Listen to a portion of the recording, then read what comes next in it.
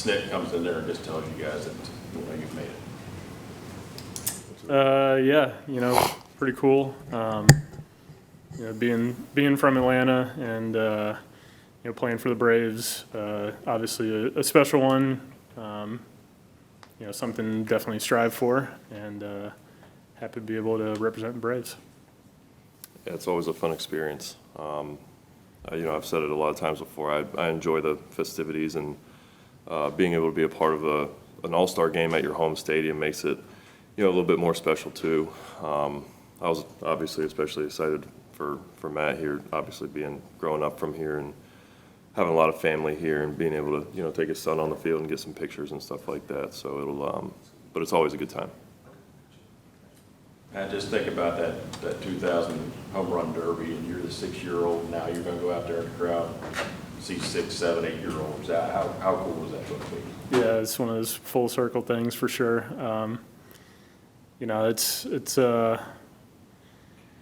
It's always special, but like Sailor was saying, at a place, obviously, it was Turner Field when I was growing up, but in the city that you grow up, being the kid, kind of hoping one day that you'd be able to do that, and being able to be there is special.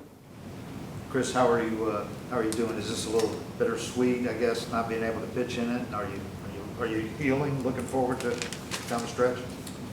Yeah, I was actually a little surprised. I didn't know if I had enough innings or if I'd missed enough time to kind of miss the mark, but I definitely appreciate the recognition and being able to take part in this. And like I said, just being able to stand on that line in front of our home fans for an all-star game is special. So just obviously I don't get to play, which is unfortunate. I've always liked participating in the game, but being able to stand at that line and tip my cap and be able to, like I said, be at home for an all-star game is special, and I definitely appreciate it.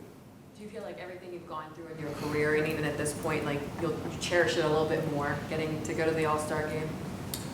I mean, I've always been able to try to appreciate each one for what they are, and knowing that this isn't a guarantee any given year. So I try to be able to kind of separate things and enjoy it for what it is, and kind of be in the moment, knowing that this could always be your last one. So you always try to kind of treat it like your first one. Those first 7 all-star selections for you, the kids were younger, or maybe some weren't even born yet for some of them. How cool was last year to do that, and how much more does that make you look forward to what they'll experience here this year? For sure, I appreciate it. It's fun, and my kids love it. They have a blast, and hopefully the younger ones now can remember some of these, some of the moments, and be able to appreciate it when they get older. I remember Jake Peavy telling me one time, and I felt like this a few years ago when I was going through it. I remember him telling me when he had 3 sons at the time, he's like, my oldest son knew I was a badass, my middle son knows I play baseball, my youngest son thinks I stink. So I stole that joke from him a few years ago. So it's cool to, let the boys in the house know Dad still got it a little bit. What are you all anticipating from the reception from the home crowd? Hopefully it's a good one. We got Ronnie doing the Derby, which should be awesome, and it's one of the most impressive BPs I've seen. So hopefully he shows out for the crowd, and everybody's pulling behind him. It's always cool, when the Derby participant has the home crowd behind them. And like Sailor said, when they announce your name when you're on the line, it's going to be a little different, when you got Braves fans there. With all the pomp and circumstance, just like what's your favorite thing during All-Star Weekend? Like what do you enjoy the most about it?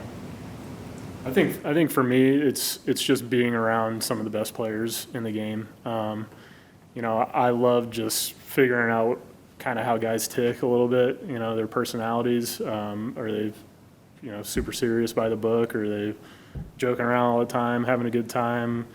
Go watch them in the cage. Why do you do this? Why do you do that? And it's really the stuff kind of beforehand and in the clubhouse, in the tunnel, before the game that I've appreciated the most. Yeah, hanging out, being in the clubhouse is fun. But I'm a derby guy. I've always loved the home run derby. I remember, as a kid watching it with my dad. So that was something I've loved since I was a kid, watching on TV and being able to watch it in person as a player. And I've had some teammates participate a couple times, so that's always a fun one for me. Which one was your favorite? Was that? Which one was your favorite? Well, I would say I'd have to break it into probably two of them, because in 16, Frazier was defending his title as for the home run derby, and last year having Oso in the derby and being able to borrow one of his pieces of jewelry was exciting for me. This is special because it's at home, but also it's special because the starts that both of you got off to, you rebounded strong, you've rebounded strong. How rewarding is that? Yeah, I think, individually and kind of as a unit, obviously not, necessarily starts we wanted to get to, and be able to kind of stick to it. I feel like a broken record when I say it when things are going bad, but you have to, stay with the course of the season. We play so many games, especially as a position player. Being out there every day, you get 600, 700 at-bats. You can't just mail it in after, a bad month or so. And, to be able to kind of, turn it around a little bit, see some results and kind of get this, reward for it. It's always it's a feel good.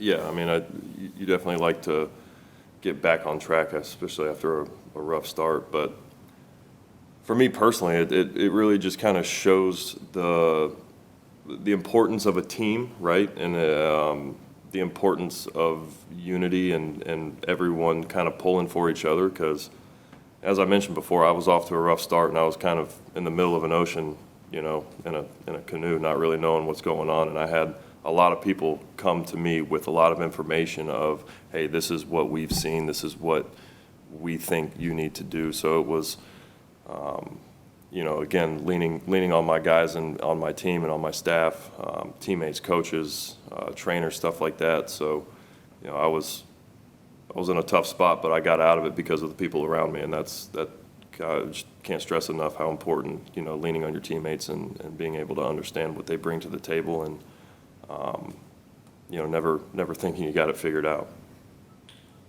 Matt, you mentioned the full circle moment. Can you say where you were for that 2000 home run derby, and what's your favorite memory from that? So I was 6, so I don't have too clear of a memory of it, but I remember us kind of being like left field, second terrace.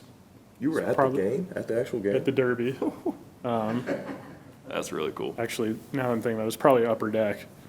But, I just remember, I'm pretty sure McGuire and Sosa were going at it in that one. And, I had all their posters on my walls and everything growing up. So be able to watch them, step on some balls at the derby was cool.